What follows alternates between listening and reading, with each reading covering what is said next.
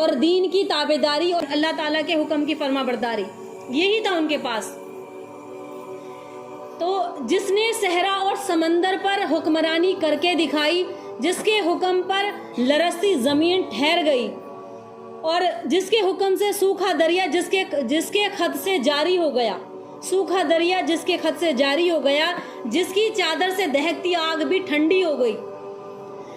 اور جس کا واسطہ دے کر مجاہدین دریائے دجلہ میں جنہوں نے گھوڑے دوڑا دیے، جو ممبر پر بیٹھ کر دور کے حالات دیکھ لیں اور دیکھ کر یوں فرمائے یا ساریت الجبل، اور ساریہ سن لے، اور اس کے بعد حکم پر عمل کرتے ہوئے وہ فتح یاب ہو جائیں۔ وہ کامل مکمل مراد نبی، شہید منبر، محراب امیر المومنین حضرت خلیفہ ثانی، امام عادل، فاروق اعظم، سابقین الاولین، عشرہ مبشرہ کے بزم و نسیم، اور محدث قرآن کے محدث، فاتح روم ایران اور روم کو فتح کرنے والے حضرت فاروق اعظم رضی اللہ تعالیٰ عنہ کہتے ہیں، جن کا ہم نام لیوا ہیں۔ عالم اسلام کے سب سے کامیاب فاتح حضرت عمر بن خطاب تھے، جن سے کفار ڈرتے تھے۔ اس قدر دین کو آگے لے کر آگے پہنچایا۔ ان کی زندگی ایسی کہ خود اللہ کے حبیب نے ان کے لیے دعا مانگی، ہاتھ اٹھائے کہ اللہ عمر بن خطاب کو اسلام کی دولت نصیب فرما، وہ ایمان قبول کر لے۔ شہادت حق کی گواہی اس وقت آسمانوں کے فرشتوں نے بھی دی، اور آسمان کے فرشتے خوش ہوئے جب حضرت عمر بن خطاب نے اسلام قبول کیا۔ یہ ایسے صحابی ہیں جنہوں نے سب سے پہلے اعلانیہ اسلام کو قبول فرمایا، اور ان کی ہی وجہ سے تمام مسلمان اعلانیہ نماز پڑھنے لگے، اور انہوں نے اعلانیہ ہجرت فرمائی، طواف کعبہ کیا، کفار مکہ کو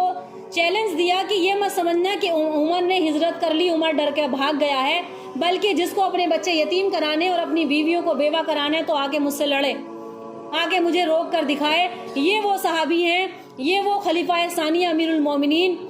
کہ آپ نے جب اقتدار سنبھالا تو اعلان کر دیا کہ جو میری بات قابل اعتراض ہو تو مجھے اس پر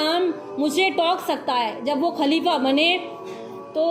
بادشاہ بنے، امیر المومنین بنے، تو لوگوں سے فرمایا کہ اگر میں کوئی غلطی کروں یا اگر میں کوئی کام صحیح نہ کروں تو تم مجھے ٹوک سکتے ہو۔ آپ رضی اللہ تعالیٰ نے حضرت عمر بن خطاب نے 22 لاکھ مربع میل پر حکومت کی۔ آپ رضی اللہ تعالیٰ عنہ نے شہر مدینہ کو ریاست مدینہ بنا دیا، اور بیت المال آپ نے ہی سب سے پہلے قائم کیا، عدالت بنائی، قاضی مقرر کیے، اور فوجی لشکر تیار کیے اور ان کی تنخواہیں مقرر کی، ملک کی پیمائش کا قاعدہ ہی جاری کیا، نہریں کھدوائیں اور تنخواہیں مقرر فرمائی، مسجدوں کی تعمیر کرائی۔ کئی ملک آپ کے دور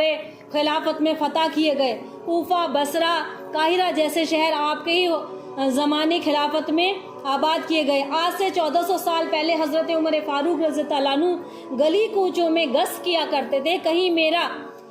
میری رعایا، کہیں کوئی غریب، کوئی فقیر کی، کوئی کسی مدد کی محتاج تو نہیں ہے، غریبوں کی مدد کیا کرتے تھے، اور خود گشت کیا کرتے تھے گلیوں میں کہ کون محتاج ہے، کس کو کیا پریشانی ہے۔ احساس ذمہ داری اتنی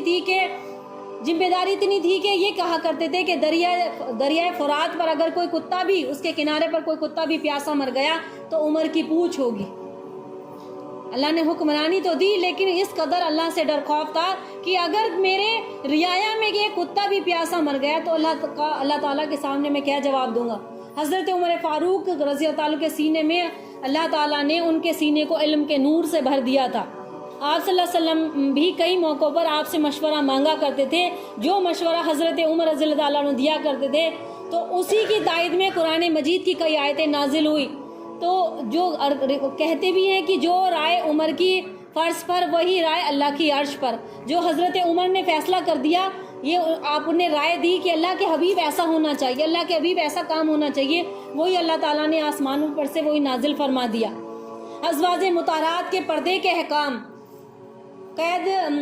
اور قیدی بدر کے حکام، مقام ابراہیم پر نماز اور شراب کی حرمت، اور کسی کے گھر میں داخلے سے پہلے اجازت، یہ سارے احکام حضرت عمر رضی اللہ عنہ کے مشورے کے مطابق قرآن مجید کی جو آیتیں نازل ہوئی وہ انہی کی تائید میں نازل ہوئی تھی، اور علماء اکرام، فقہاء اکرام فرماتے تقریباً 25 سے زیادہ آیتیں انہی کے مشورے کے مطابق اللہ تعالیٰ نے قرآن مجید میں نازل فرمائی۔ یہ عمر وہ ہستی ہیں، عمر کی رائے فرض پر، اللہ کی رائے عرش پر۔